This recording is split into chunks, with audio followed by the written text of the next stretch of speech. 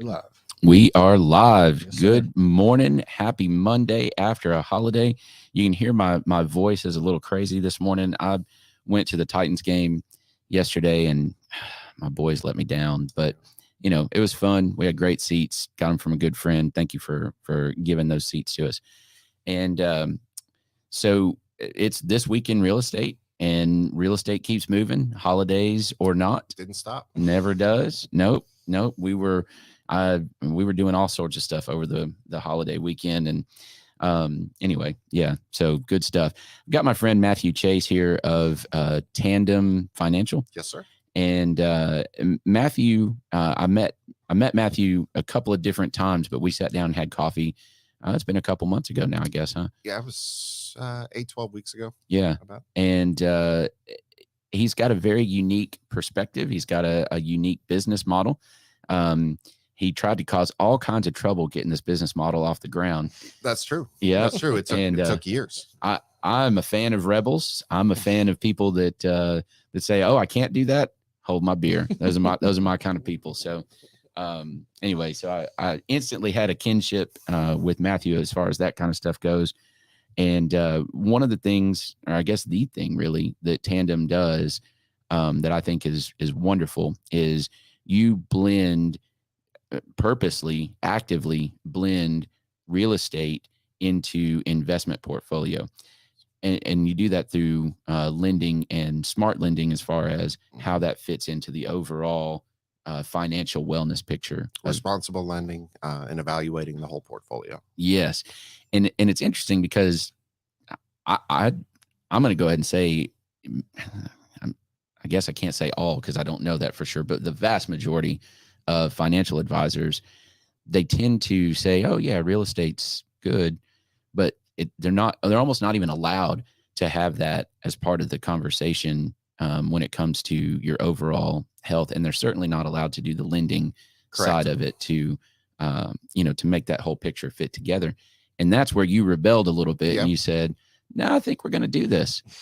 And it didn't fit with a couple of the companies, right? Didn't fit. It, like I said, it was a long and winding road to kind of get this thing up and off the ground. I started in the financial business back in 2013. Mm-hmm. So I'm going on my 10th year, looking forward to that. Cut my teeth in the life insurance realm, which is difficult to say the least. Yeah, it's quite cutthroat. Yeah. From there, got my 6, my 63, my 7, my 65, and the ability. These are all licenses, by the way. All, securities licenses, and the ability to manage money. Started doing that and started my own firm in 2017, Tandem Financial. Mm-hmm. In 2019, I had a daughter that was born 10 weeks premature, almost 11, 2 pounds, 2 ounces. Wow. Had to be intubated, couldn't breathe, the whole 9 yards. Pretty traumatic time. And during that time, well, first off, I kind of blacked out, to be honest with you. Sure. You're a little preoccupied. Yeah. It's like Groundhog Day in the NICU, and every day is the same.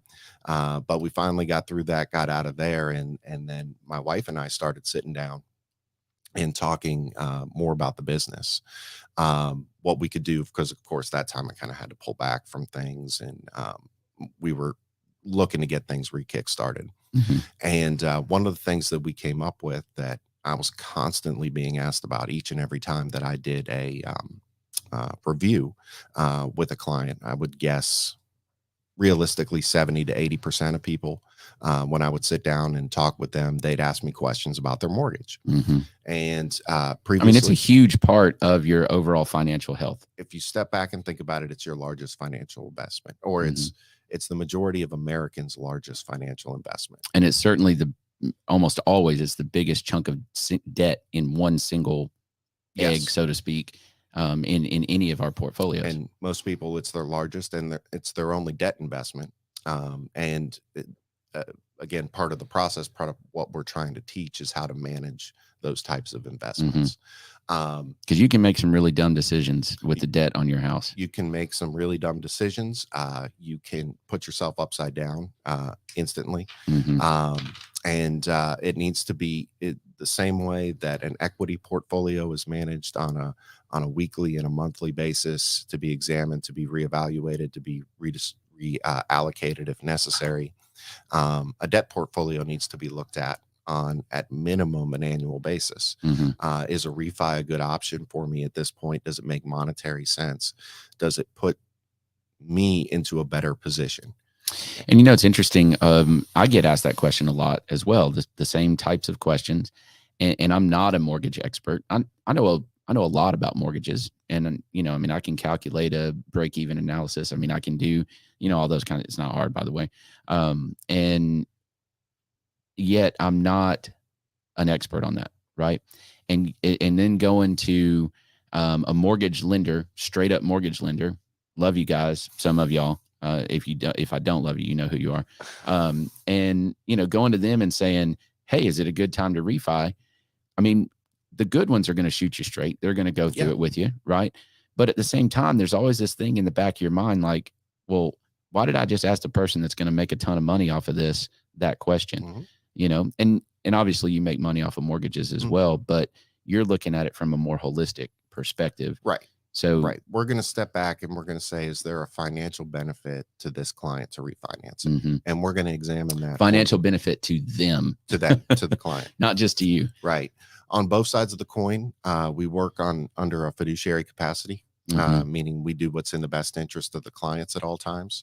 On the investment side, that's calculated with a risk tolerance assessment, and then frequent meetings with the clients, as frequently as, well, I had one lady that wanted to meet weekly for a while. She was very conservative, very concerned. Did she get bored with you? She got bored. Yeah. It took about 8 meetings and we took about 8 meetings. You need to have better coffee is what that sounds like. Yeah. And she was like, well, nothing's changing. It's kind of the point. Yeah. You know, it's going to go, it's slow burn. That's it. Yeah. So, but kind of back to my story. So we, my wife and I, we say, you know, we're getting asked a lot about this. At the time, the best I could do was kind of refer them out and, you know, wish them the best on that side of things. And hope that your referral partner is still representing the advice that you would give. Yes. Mm-hmm. Yes. So we got the idea that I was going to get online, was going to do some studying, take my NMLS exam and get my mortgage license. And that was 2000, finished up right after COVID, took the test and all that stuff during COVID. And that's really where things started to get fast and furious, kind of crazy. Typically the industries don't like you to blend. No, they don't. And I did a couple of different things trying to kind of find my niche, and find exactly how this thing was going to hit the ground and really take off. And the first thing I did was I honestly worked with this company. They were not going to let me use my dual licensure. Every one of these companies that I've partnered with, at some capacity or another, wanted me to put it on one side or the other, particularly on the mortgage side. My RIA, which is the company that monitors me for security purposes and make sure that I'm up to date on compliance and things like that. She was all on board with it, you know, from the very beginning. This is a great idea. You know, it's a real niche that you can serve clients in.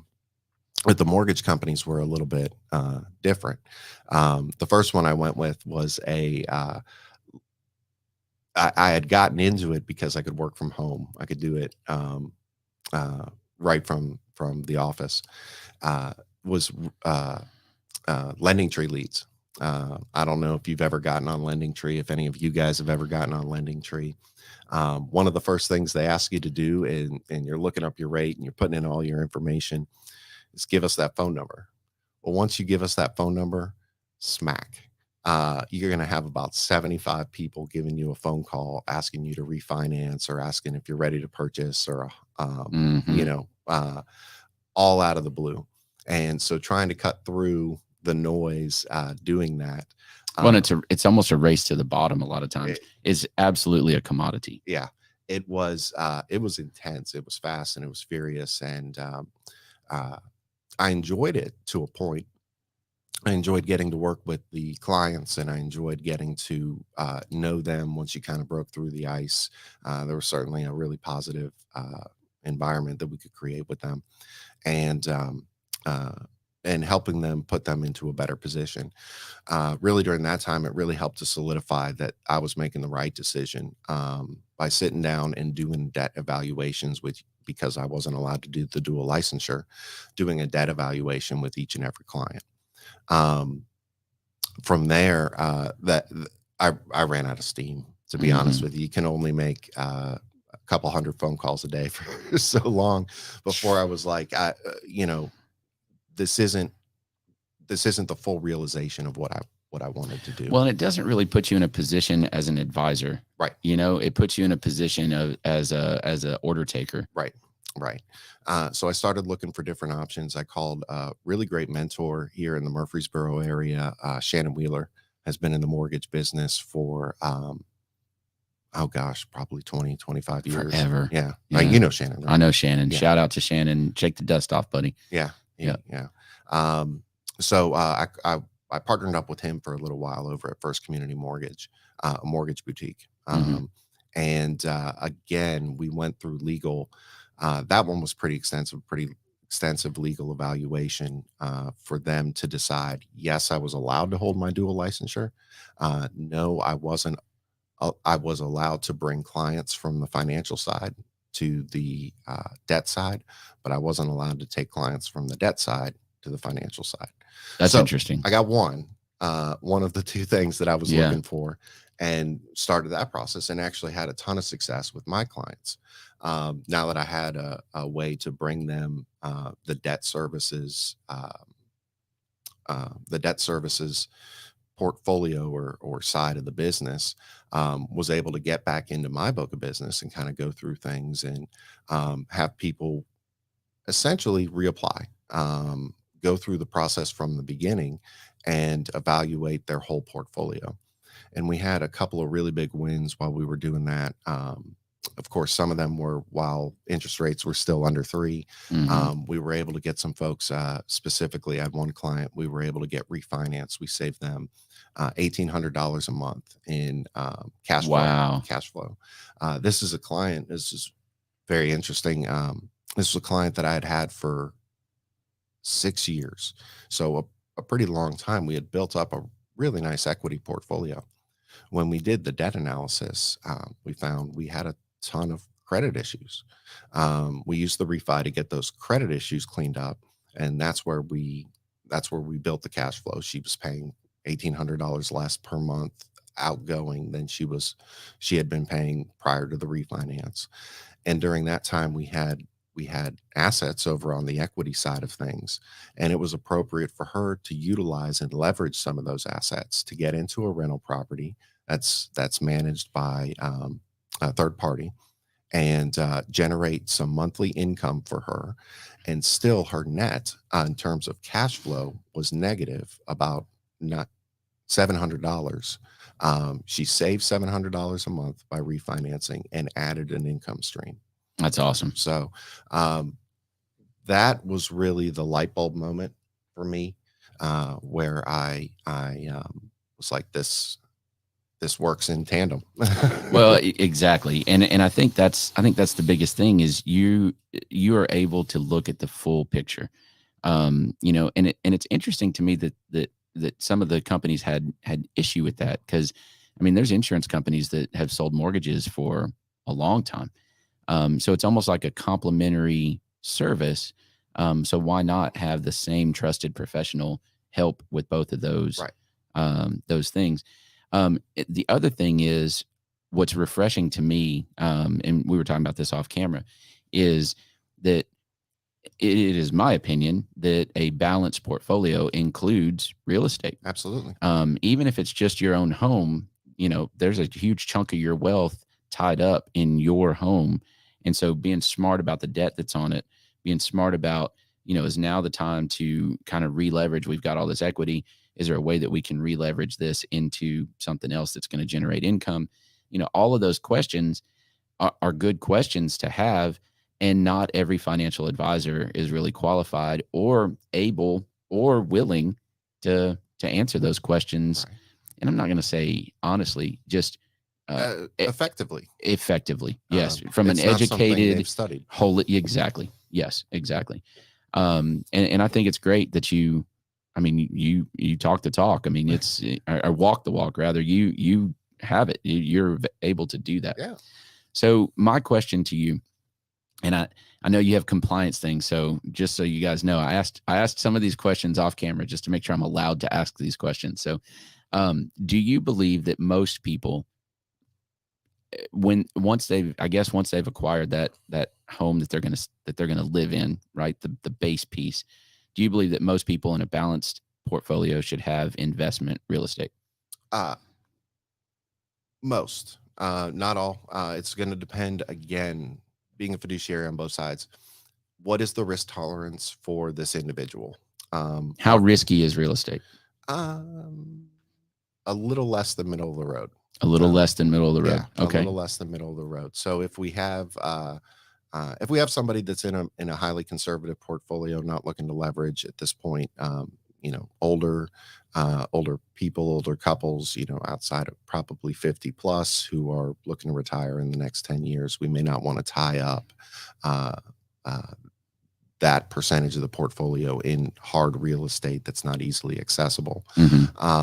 But it's going to be dependent and unique to each situation. Of course. Going back to your initial question, the majority of Americans can benefit from owning real estate. Real estate is one of the top 5 investments over the last 100 years.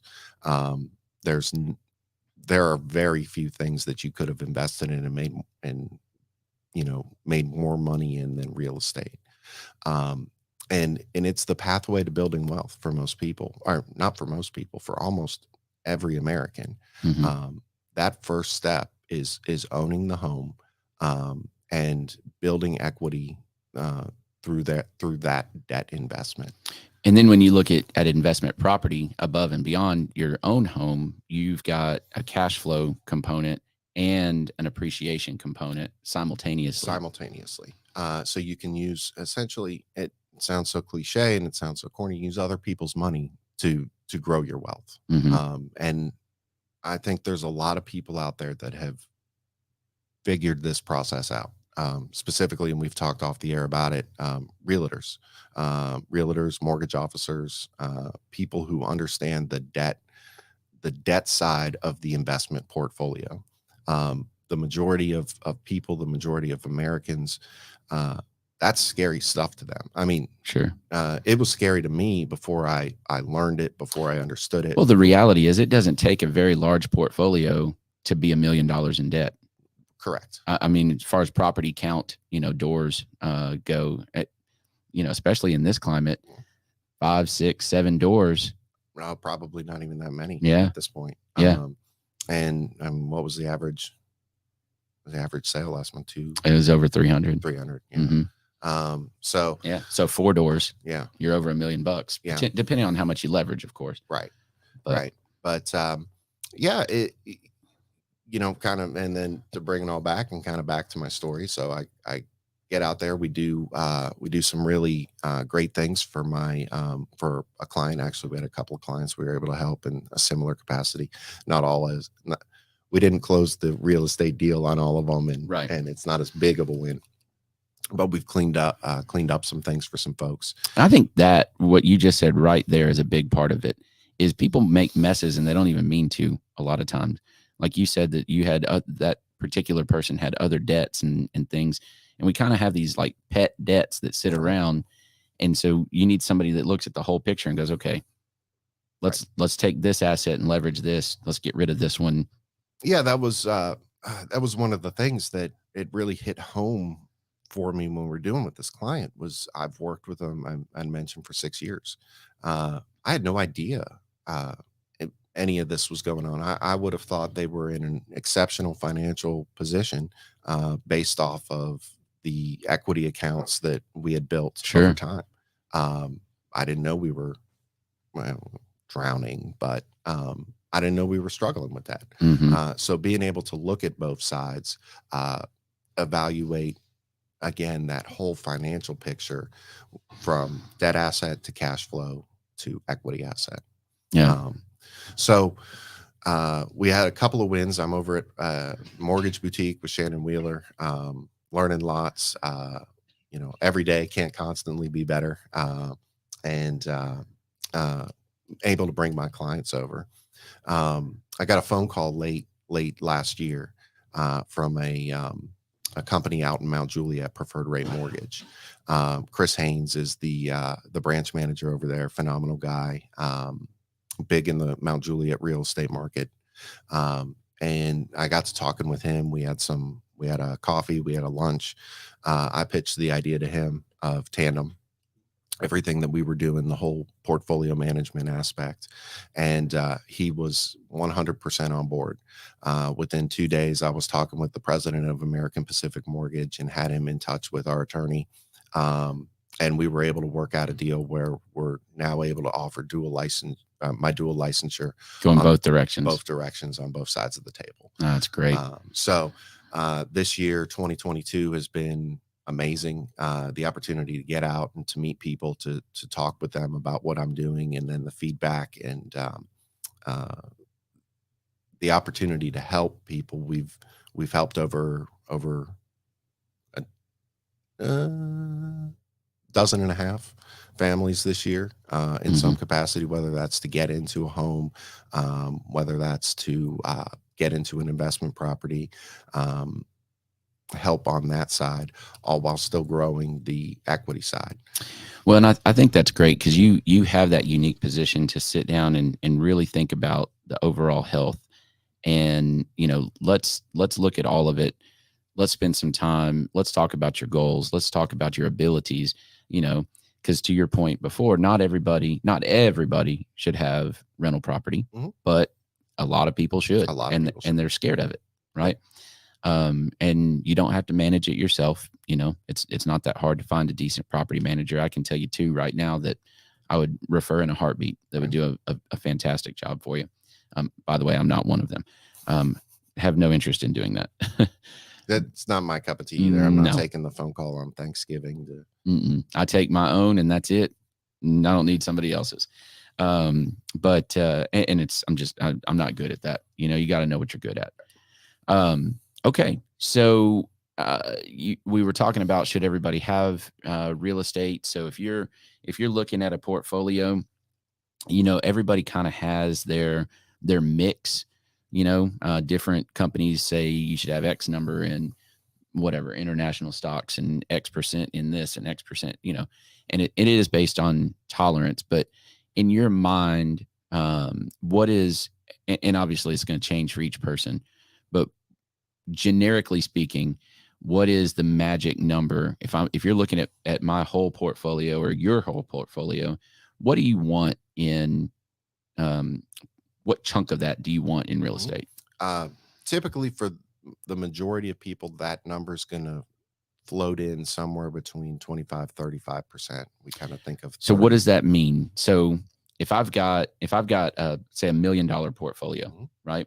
And you're saying 30%, let's go with the middle, 30% of that should be real estate.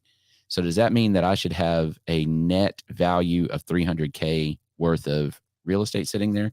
So after we take the debt out, or no, what I mean by that is we're going to invest of the portfolio approximately 30% of it into real estate holdings. Gotcha. To grow the wealth. So actual cash value.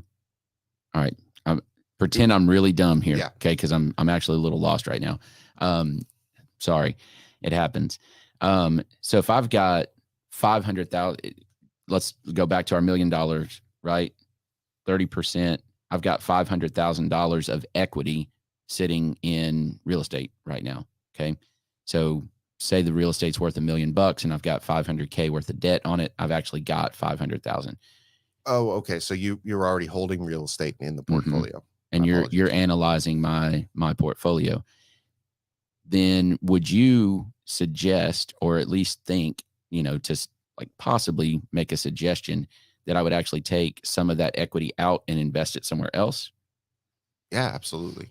Absolutely. Instead of sitting on 500K worth of debt. I mean, worth of equity in those properties. There may be the potential to move that around, and those are the types of calculations and things that we need to look at. Is are we effectively, or how are we best effectively putting your money to win? If that's in the real estate market, and correct me, back in the what was that, 500 in equity we have, if that's keeping that in the real estate market illiquid, tied up, and in a conservative capacity, that could be one way that we go. Pulling the money out, leveraging that money and using it for other types of investments, maybe private equity, oil and gas reserves, something along those lines. That may be a way to go, depending on kind of what the cap rate is, how much money can we make over what we're borrowing. Got to kind of run the numbers. It's not so much of a feeling as it is, kind of a black and white. Does this make sense? Yeah. We would absolutely look at that as one of our avenues for increasing somebody's wealth, is putting equity from one side of the table on the debt side to work on the equity side. I guess my question is, so I look at that and I'm fairly risk tolerant, right? How do you,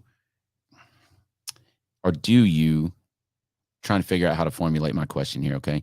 Kind of a normal school of thought is, okay, I've got all these investment properties. Let's say I've got 5 doors, right? And I've acquired those and I want to use the rent to pay the debt down, right? And so is it, I guess, in good and bad or nebulous terms, I understand that there's not really necessarily good and bad, but from your perspective, how good is it to have paid off rental property? That's the goal. I mean, that's where we want to be. We want to be holding these assets debt free and clear. Even if that means that significantly more higher percentage of my portfolio, my cash, my value is tied up in equity. Yes. Okay. Yes. And we would, sit down through that process as we're building that out and kind of go over that on as frequent of a basis as, at minimum annually, but as a frequent of a basis as you would want to sit down and evaluate. Do I want that paid off rental property at 40, or do I want that paid off rental property at 65? And so at 40, do I want to take that paid off real estate and re-leverage that to grow the portfolio? Oh, absolutely. So I don't necessarily want paid off real estate at 40 years old. Right. But I might, obviously the goal at 60, kind of come in for that landing with paid off real estate. Right. It's going to depend again. All of it goes back. It sounds like such a cop out, but, to age, to risk tolerance, et cetera. Where we want to be and what's the best decision. Yeah. Like I said, we take a 45-year-old person. We've got 6 real estate properties paid off. It might be time to look at accessing that equity and putting it to work, whether it's re-leveraging it or acquiring another property or 2 or 3, or putting it somewhere else. Right. Yeah. But ideally, we're not going to let you get to 6 paid off properties before we're taking a look until we just need that as income producing, and then we can, like I said, we cruise through retirement. Right. And then ultimately by the end of the day, like I said, it's the number one goal, get those properties paid off and really create, we could bring Tab Tablet, bring him back. I love me some Tab. Oh, who doesn't? Yeah. And we bring him back in and put everything together into a trust or a living will or whatever. Tab, that's not my avenue. Whatever Tab tells you to do. Yeah. Whatever Tab or the accountant tell you to do. Or both. And typically. Do that, to create that generational wealth for the next generation that you're passing it down to, or whoever you want to pass. So then, I mean, you're 65, you've got income producing paid off properties, you've got income coming in from other sources as well. You die, because we're all going to die, right? We hand that over to the kids through whatever Tab tells us to hand it over to them through, right? And then, so you now have that kid coming to you. are you telling that kid, let's re-leverage some of this? I mean, obviously with assessment and all that kind of stuff. It's going to depend again on the assessment, the kid, the individual, whatever's appropriate for them and their goals and objectives. And their risk tolerant with. We would continue to work with them. If it's a situation, a lot of times, to be honest, we take care of maybe adult kids with, mental incapacities, or maybe somewhere on the spectrum, or, handicap situation, things like that, where that's not going to be appropriate. And it's to get out there and get an aggressive portfolio put together. But something to make sure that they're going to be taken care of for the next 30, 40, 50 years, however long, they're going to be here. Gotcha. So, man, I just went totally blank. Yeah, and I'm just saying that's been my experience. I don't know why I've dealt with more adult kids than just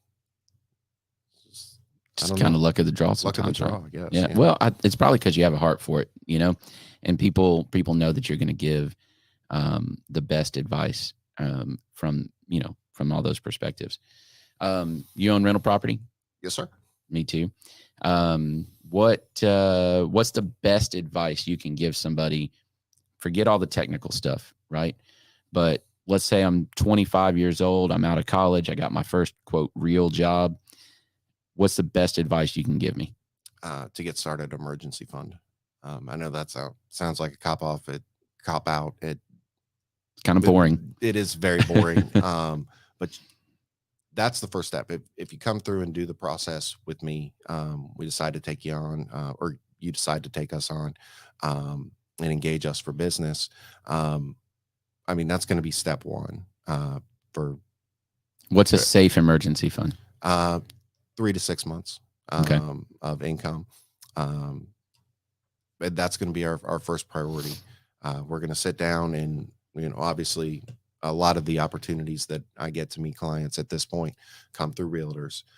So our first and foremost priority is getting them approved for the home.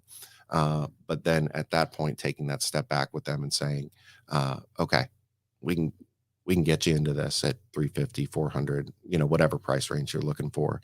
And, but there's more to the story here. Looking at everything, we get everything. We have all of their financial information. We can kind of map out what we think is best strategy to kind of move them from where they are to producing wealth, producing income, things over time. Okay. So now fast forward 10 years, my emergency fund is very firmly in place. I've moved up a little bit, moved over, whatever, gotten maybe that third or fourth job at this point. Doing pretty well. Got a house. You helped me with that. We've got, $200K worth of equity. We've also invested in some retirement savings, kind of the basic stuff. And now I'm ready to make that next move, right? I'm ready to add something to that portfolio, something big. What's your best advice to me now? How old are you? 35. You're 30. Oh, okay. I'm not 35, but let's pretend for this scenario. I can buy it. I can buy you your 35. Definitely not. I feel like I'm about 105, but yeah. But probably for that guy, we're looking at some opportunities. We're looking at opportunities if we have equity on the side and it's liquid. We don't have need to access it if we're 35, maybe for the next 25 years, 25 to 30 years. We can put some of that to work in an illiquid capacity, whether that's, again, in real estate, private equity, oil and gas reserves, REITs. Although we don't use a ton of those, it's always an option. What's a REIT? Real estate investment trust? Real estate investment trust. A way to own real estate without, if you listen to the commercials, without being a landlord. Yeah. Which is technically true. It's almost like stock in properties. Like a mutual fund of real estate. Everybody puts their money in, portfolio grows to $1 million. They take that $1 million, go out and buy real estate. You get your fractional share of what you put in. Yep. Yep. So there's actually a lot of those Oh, there's in thousands. our market currently, isn't there? Thousands of REITs, and then of course we've seen here in the greater Nashville area the institutional money that's been flowing in. You know, they've caught on to what we're doing. You know, that's institutional money that used to be invested exclusively in stocks, bonds, mutual funds, you know, different types of financial investments that they're now pushing towards real estate. Yeah. Interesting stuff. All right. How can somebody get a hold of you? Best way to get a hold of me is to give me a call. I'm at 615-624-2520. Okay. Other opportunities are email. MC at capitalmarketsiq.com is my registered securities email. Okay. We'll put both of those in the comments here in just a minute. And Matthew.Chase at Preferred Rate Mortgage on the mortgage side. Outstanding. If you have any questions, put them in the comments. We'll get them over to Matthew, and he can reach out to you guys and answer those. You know, if you want somebody a little bit different, somebody a little bit different angle, different perspective. I mean, I have folks all the time. How do I get started in acquiring rental property? We get that question a bunch. You can tell them, you can lay out a roadmap. Everybody's got to start somewhere. Even if you're not ready today, you know, what's it going to take? 3 months, 6 months, 9 months, a year, whatever. If we look at it, we can measure it. If we can measure it, we can advance it. That's it. I like that. That's good. It's good stuff. Thank you for watching This Week in Real Estate. I'm Jonathan Harmon with the J Harmon Home Team. Hey, shout out also to our friend Bryan Nale at Primis Mortgage that does help us spread the positive here and help us educate you guys on stuff going on in real estate and bring great guests like Matthew here to share some other perspectives. Yeah. So thanks you, Bryan. Thanks, Bryan. We love you, man. You guys have a good rest of the week, and I'll talk to you again